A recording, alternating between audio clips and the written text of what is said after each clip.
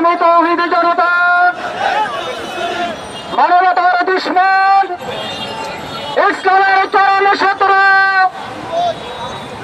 এই মানবতার একটা বোঝা ইসরায়েলি কর্তৃক এই সহিংসভাবে গণহত্যার প্রতিবাদে আয়োজিত আজকের এই সমাবেশের সম্মানিত সভাপতি, বাংলাদেশ জামাত ইসলামের কেন্দ্রীয় নির্বাহী পরিষদের অন্যতম সদস্য, ঢাকা মহানগরী দক্ষিণের সংগ্রামী আমির জননেতা জনাব ইসলাম বলবান, অন্যান্য সংগ্রামী নেতৃবৃন্দ, আমার সামনে ভবিষ্য তৌহিদি জনতা, সংগ্রামী সাংবাদিক বন্ধুগণ, আপনারা জানেন বিগত দিনগুলোতে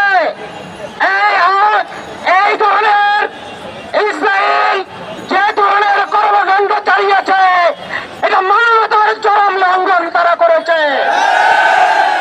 আপনারা জানেন হিটলার 2 লক্ষ ইহুদিকে 60 লক্ষ ইহুদিকে হিটলার হত্যা করেছিল, আর 2 লক্ষ ইহুদিকে সে বাঁচিয়ে রেখেছিল।